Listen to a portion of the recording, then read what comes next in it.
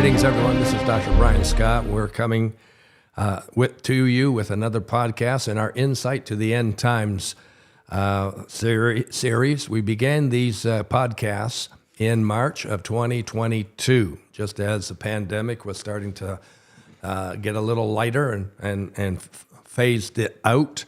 We have now been sharing with you for about 18 or 19, or maybe it's even 20 months of where are we on God's timetable? Are we close to the end? The answer is yes, we're very close to the end. Even in the last month or so, you remember October the 7th, we had an invasion of the southern part of Israel by Hamas coming out of Gaza. Here we are, November the 20th today.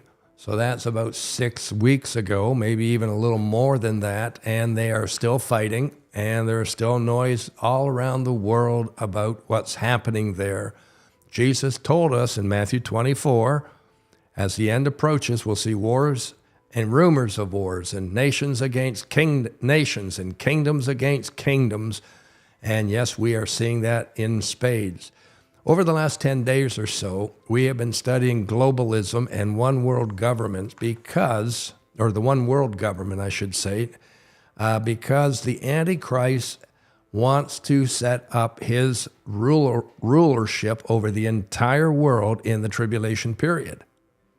And he will do so about halfway through the tribulation period, about 3.5 years into it. And he'll sit on the throne in the temple in Jerusalem and declare that he is God. That's his goal. So we've been looking at all kinds of different factors that pertain to one world government. We've looked at the impact that a lot of agencies like the United Nations and the World Economic Forum and the World Health Organization have had on this movement towards a one world government. We've looked at large corporations. They aren't just large anymore, they're global, and they are so large and they are so strong in terms of their influence that they can direct the course of governments. We've been looking at movements that have taken over the world, like the climate change movement. Has the entire world thinking or talking or doing things about the climate change, et cetera, et cetera. Well, today I want to take a look at how technology has changed the face of everything. Now, a couple days ago, we did look at the fact that we have smartphones and computers and laptops and so on, and we have more access to more information than ever has been made available before. But I want to talk in terms of this technology that has come on the market in the last couple of years, and it is gaining such traction, and it's being lauded as great advances, but it has such serious downsides to it. Maybe you won't agree with me on this, but think about this. Artificial intelligence is really, really going to change the way the world operates. Artificial intelligence has set new world standards overnight. And we have world leaders declaring that anyone who masters artificial intelligence will have the potential to master and lead the entire world. Those are dangerous statements. Over in Russia, their leader, Mr. Putin, has recognized the power of artificial intelligence, or we call it AI, and he's established a national strategy for the development of artificial intelligence. And their goal is to provide them with dominance over the entire world, over world affairs, as they advance in the artificial intelligence realm. Now, there's a lot of good things to say about Russia, and there's a lot of things that we don't even want to say about Russia.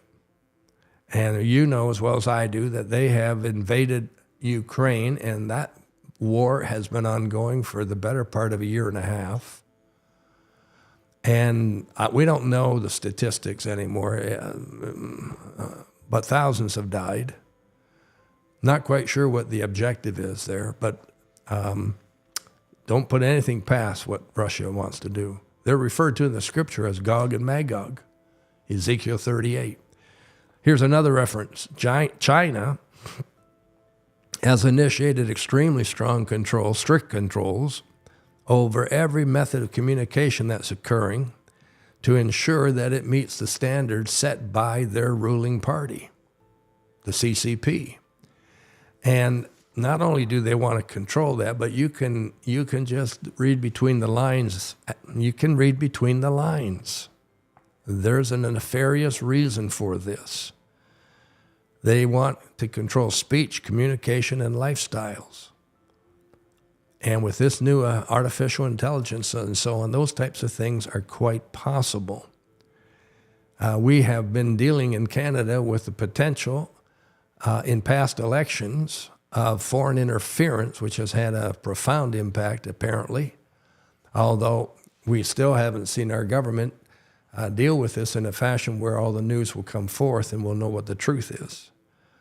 But countries all around the world, especially the ones that are not on the, what we would say, the democratic freedom side, but rather more on an authoritarian side, or a totalitarian.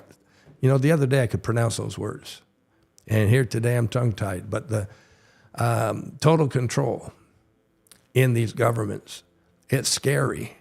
But they're using all these things like artificial intelligence to further it. And they have all kinds of cameras now that they're monitoring our movements. We have face recognition programs. There's a couple of television programs that I enjoy watching, and they're kind of in the crime drama realm. And when a crime's committed, the first thing that the leader of the investigative team says is, check all the cameras and see what's been going on. What direction did they go? What direction did the car go? Can you trace it through the entire city? We're under control. We're being controlled. Now, many people, including our podcast, we air this or we stream this through TikTok, amongst other sources.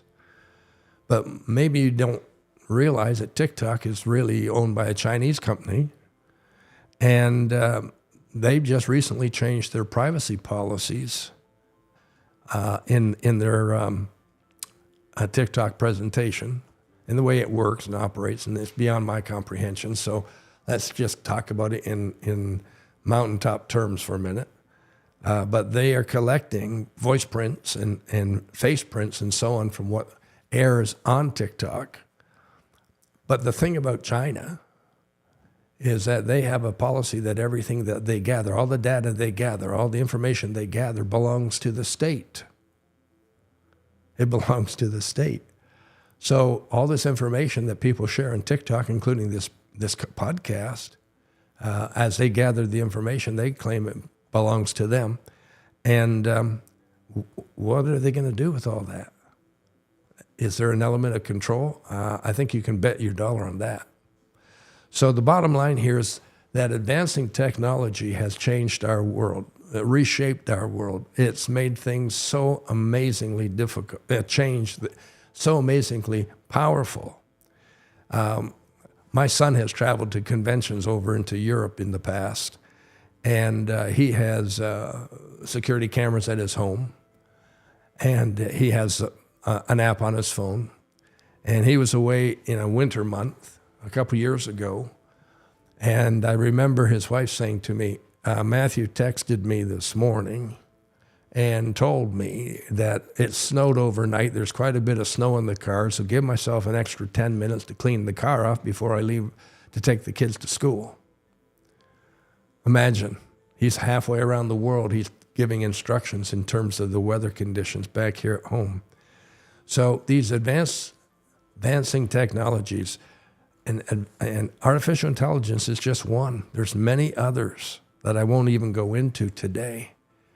But they are moving us more and more and more to a position where somebody has control over us, and we don't even know it.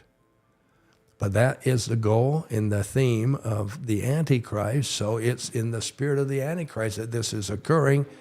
Is a sign of the very end. See you tomorrow.